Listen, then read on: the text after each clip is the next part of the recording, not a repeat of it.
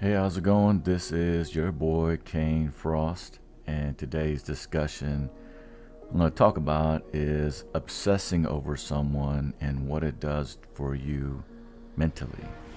All right, so let's say you are either talking to somebody or you maybe got dumped, and now you're the ex out of a relationship, or whatever it is the whole thing about an obsession is because it's something that you don't have no more, and you either want that feeling back or you're putting images in your head about the things that were all positive, the interactions that you had, maybe even sometimes fantasizing. Well, actually, a lot of fantasizing.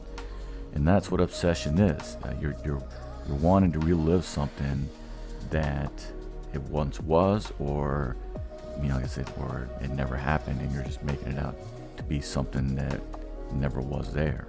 You don't get anything out of being obsessed. You get basically you're longing for someone. You keep thinking about that person over and over and over, and nothing ever happens. Then you're destroying yourself. And even if if there was other people in your life that came into your life that found you attractive and stuff, that wanted to talk to you and get to know you, you're going to be in a place that you won't even be able to talk to those people, had they even been in your lives, because you're so focused on one thing that you can't see what's good around you. And I know a lot of people will sit there and say, yeah, no, I'm only obsessive, at certain times of the day or whatever. If somebody came in my life, it's I'll be able to notice it and stuff like that. Yeah, you'll be able to recognize it and notice it, but your intentions going forward, you're still, locked in this other person over here that you're not going to be able to, be on your own, be your own self. You're not going to be witty, having the same comebacks, having the same topics. You're basically just going to be kind of halfway there and being able to get through a conversation, but not be your full potential self, because mentally you're not available. Mentally you're still locked in on one person, and until you break that cycle, then you're never gonna see anything else outside of it. So the best thing to do, even if you think you're doing good, and sometimes in some situations, you might even and get on YouTube, and you might even look up things, to get somebody, manifest somebody's attention, or get somebody to fall in love with you, or get somebody to send a text to you, and you're all into these things because you're obsessed. And believe me, there's a lot of things on YouTube that whatever you want to find, you can find it. And again, that stuff's only it's just going to further damage the outcome. You got to understand that if it's meant to be, then it's going to be meant to be. You can't force somebody to like you.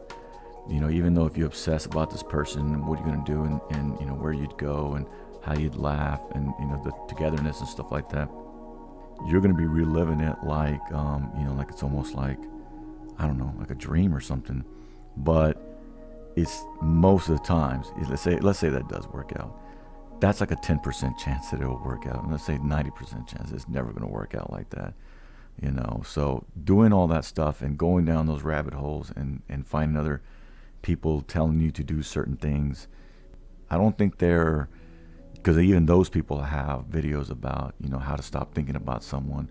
So even though they're saying certain things, it's not when you're obsessed with somebody that you should be doing all these things to yourself, because like I said, it's not doing any good for yourself or the other person.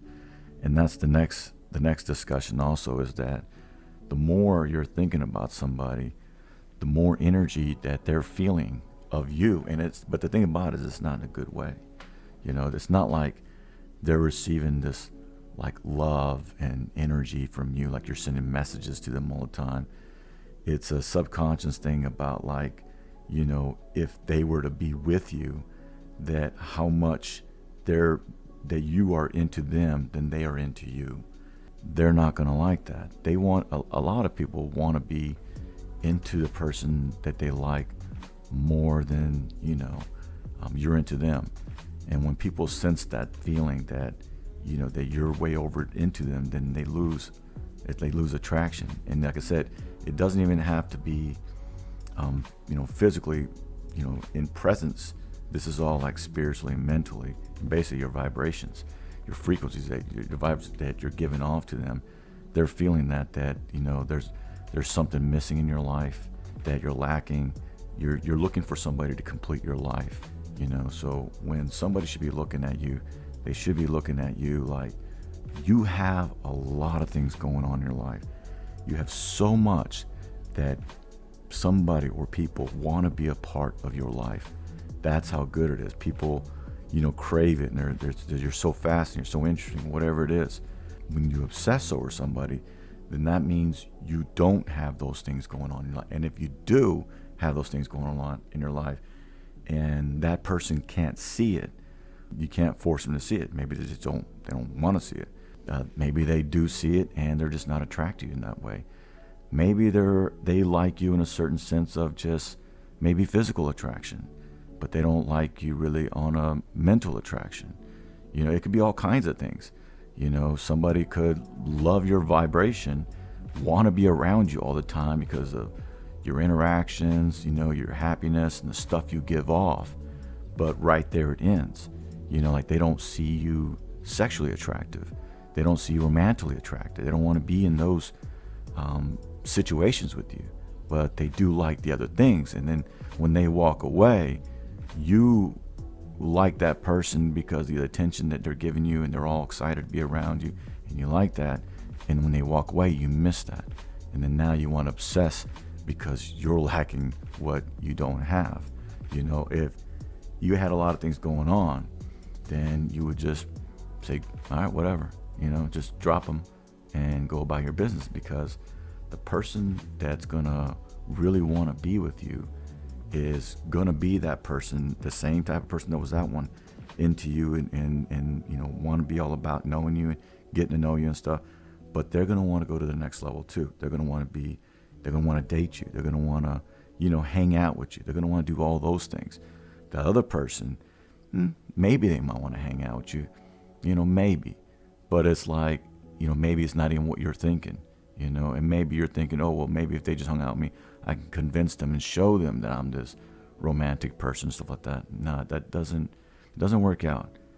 If we know that kind of stuff, maybe if you're friends forever and you guys known each other and you want to take it to the next level after like 14, 20 years, maybe. But for the most part, you can't create attraction. That's just nature. You're physically attracted to somebody when you see them, and you're going to want to get to know them right off the bat and find them romantically, be romantically involved with them right off the bat. It's nothing like you got to hang out with them 4 or 5 times and then a light bulb's going to click off. And they're going to be like, wow, I really like this person now on a different romantic level. I want to sleep with them now.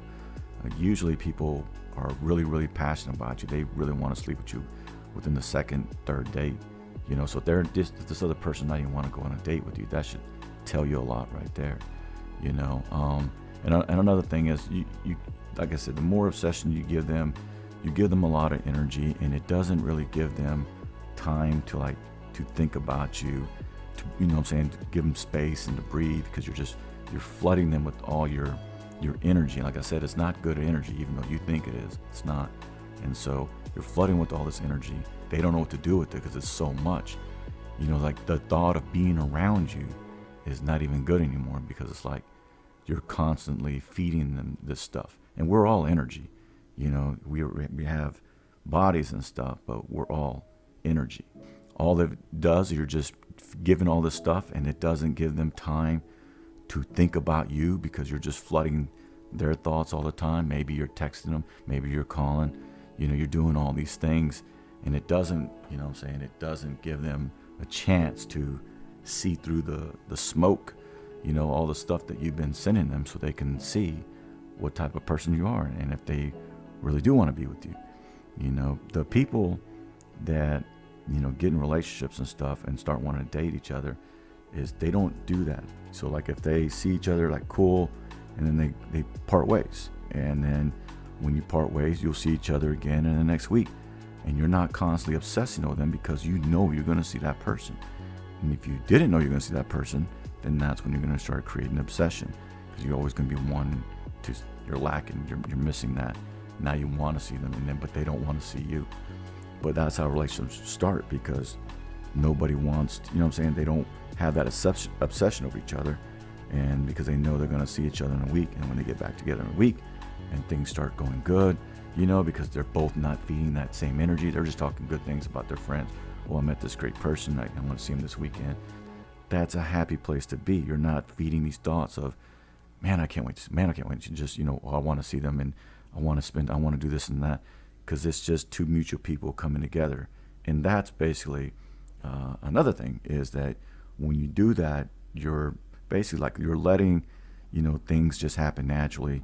You're letting the universe take its place and unfold, like if it's meant to be, it's meant to be. So you got to trust in that.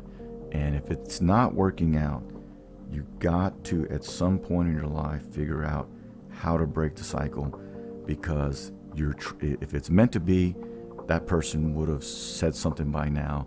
If it was been a month, 2 months, 3, a year, 2, whatever it is, they would have said something, and said, hey, let's do something, because you're giving this energy off that you want to do something. And then they're looking at, they know what you want, and if they're never doing anything back, you got to understand that it's not meant to be, and maybe you back off, they might come to you and say, oh, I miss this, whatever, who knows, and if they do, the problem is that, right, if you do that, go that route, if you break the cycle, let's say you've been obsessing with this person for a while, you finally break that cycle, and when you do, trust me on this, that person will come back into your life. And when they come back, because they're missing something subconsciously about, your energy's not there, it's not presence. They want to know. That's what I'm saying. It's like exes always come back, because they want to know what's going on with you. Same situation, you're giving that vibe so much. They want to know what happened to that vibe. Does he like me? What is he doing? Something else? What's going on? When they come back around, yeah, they can be interested in you. But if you go back to the same type of vibes you just left, it's going to repel them all over again. And the problem is you're going to start obsessing all over again, because you already broke that cycle, but now they're in, and they're just trying to figure out what's going on. Like I said, now they're able to see you and miss you and all that stuff. And now they want to come back. And if you do that all over, it's going to repel them, and it's going to put you back in obsession mode, and you're going to have to break it all over again. When you do that, they're not going to keep coming back after the obsession. It's just a curiosity thing to see if you change. But now, if you want to make it, like I said, work out in that sense, then when they come back, you totally have to not basically care about that person. No more obsession. You got to just, you can talk to them, you can flirt with them, but you got to know, listen, nothing's going to happen unless that person commits to coming over your house and hanging out at your house like a date. You know what I'm saying? Don't, set up a date to go out. Don't do any of that kind of stuff, because they're just going to flake, because it was just a moment of time. If they do flake, at least they'll set up at your house, and you didn't have to go nowhere and spend no money. You didn't have to go nowhere and flake and all that other stuff. Don't care. Don't get, because like I said, when you start caring, back to obsession mode. So just do not care at all. And when you don't care, they're going to be like, okay, cool, what do you want to do? So we come back over by the house. They say, oh, I don't feel like it. I'm saying, oh, well, when you do, let me know, And if they don't, they don't. Then you got to let it go. You already let it go, the session part then, so just let it go. But if they do come over your house and you get it off well, cool. Don't ever obsess over them again, and they're chasing you, and now it's good, and they're coming over, and you set up another date next week. Now you're in that little zone, what I was talking earlier about relationship-wise. You're not obsessing, because you're going to see each other next week or so like that. Maybe you can work out that way, but the only way to start that is by stop obsessing. Do it now. Stop obsessing. Just put it in your mind. If you even got to call them up and say something to them to get your peace of mind out of the way, to let them go, you can do that. Or you want to just do it mentally, send a message, whatever, to the universe, to them, whatever. You don't have to even do it physically. You can just do it mentally, and just say, listen, tried my best, but now it's time to let you go. I'm gonna see what else is out there for myself. Wish you the best, all the good luck, and then move on. And when the thought to them of them comes up all the time, just try to think of something else real fast. Try to think of something that's positive that's going on in your life, something that you're going to be doing, and just totally move out of that frame of mind.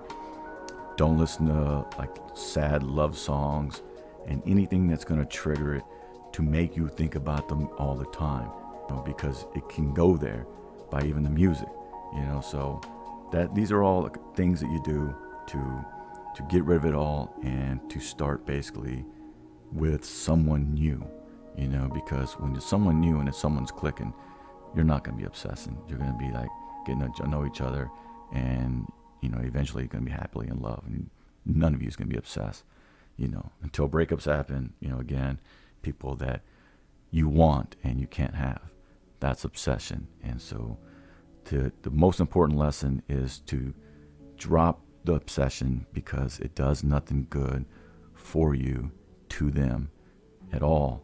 Nothing. You give them no hope at all. Just stop. And once you stop, then you will see, you let the universe take care of everything. Mentally, you're basically moving on the other direction. And when that happens, you'll start to feel better about yourself, and the person that's supposed to be in your life will come into your life. But like I said, if you're obsessing over somebody else that's not supposed to be in your life, that other person may have already came by, but there'll be more.